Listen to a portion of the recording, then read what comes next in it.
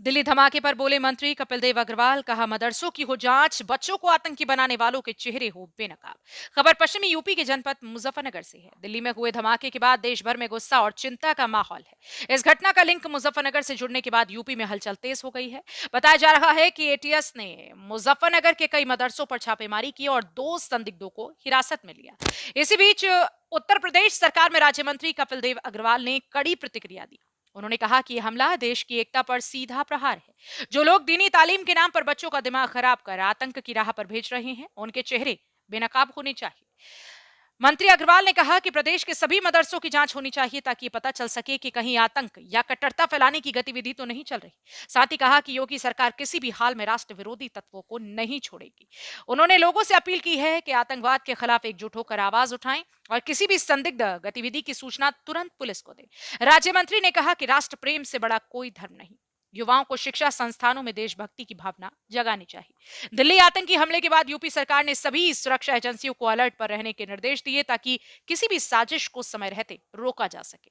जनपद मुजफ्फरनगर से संवाददाता तनवीर मलिक की रिपोर्ट। दिल्ली की घटना एक इतनी बड़ी घटना हुई है, कई लोगों की इसमें मौत हुई है, कई लोग देखिए, बहुत ही भर्त्सनीय, बहुत ही निंदनीय और बहुत ही सबको स्तब्ध करने वाली ये घटना जो दिल्ली के लाल किले पर हुई है। और जिस प्रकार की संभावना है, जैसे संदिग्ध लोग, एक चिकित्सक उसके अंदर पकड़ा गया, सहारनपुर के अंदर भी चिकित्सक पकड़ा गया जिसके अंतरांग से थे, आतंकवादी समूह से थे। तो ऐसे शिक्षित लोगों का इस घटनाओं के अंदर पकड़ा जाना ये और भी चिंता का विषय है। जो लोग पढ़ लिख करके क्वालिफाइड होकर के इस काम में लगे हैं और ऐसे इंजेक्शन या ऐसी दवाइयां ईजाद कर रहे हैं, ये पूरे समाज का नुकसान हो सकता है। तो हम सब के लिए ये बहुत ही चिंताजनक है। इस बात का हमको भरोसा है कि भारत सरकार, हमारे सुरक्षाकर्मी, हमारी इंटेलिजेंस, वो लगातार अपने दायित्व का ठीक प्रकार से निर्वहन करते हुए निश्चित रूप से आतताई जो ने घटना की है बेनकाब होंगे, उन पर कार्रवाई होगी। मंत्री जी, मुजफ्फरनगर से कनेक्शन भी निकला है। कुछ जो आतंकी जो संदिग्ध पकड़े गए उसमें 2 ऐसे भी हैं जो मुजफ्फरनगर के बुढ़ाना में मदरसे में पढ़े भी है और पढ़ाया भी था। हाँ, मदरसों के साथ भी लगातार कनेक्शन निकलते आ रहे हैं। ये बहुत ही चिंता का विषय है कि जो मदरसे बच्चों के जीवन को उज्जवल बनाने वाले होने चाहिए, उनसे पढ़ करके निकलने वाले लोग इस प्रकार की गतिविधियों में हैं। तो मुझको लगता है कि मदरसों की जांच होनी चाहिए। क्या पढ़ाई होती है, क्या क्या इनको पढ़ाया जाता है, किस प्रकार की इनकी भाषा है, कैसा उनका टारगेट है, उनका कैसे माइंड वॉश किया जा रहा है, ये सब चीजें आज बहुत ही अप्रत्याशित हो गई हैं, बहुत आवश्यक हो गई हैं।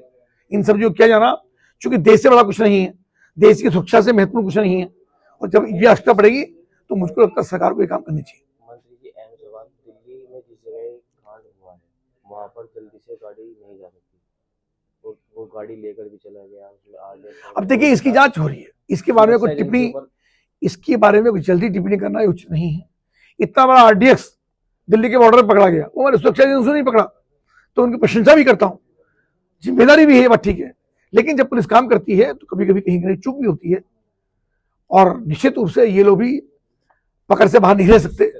जिन लोगों की घटना हुई है, जो हताहत हुए, जिनकी मृत्यु हुई है, हम सब उनकी घटना से दुखी हैं और हमारे लिए बहुत ही कष्टपूर्ण है। जिस तरह मदरसे से बात उठ कर आ रही है, क्या मदरसे में यही सब सिखाया जाता है? अब ये तो नहीं मैंने कह सकता कि यही सिखाया जाता है, पर जहां जहां मदरसों में खराब चीजें, गतिविधियां होती हैं, उन पर नजर रहनी चाहिए।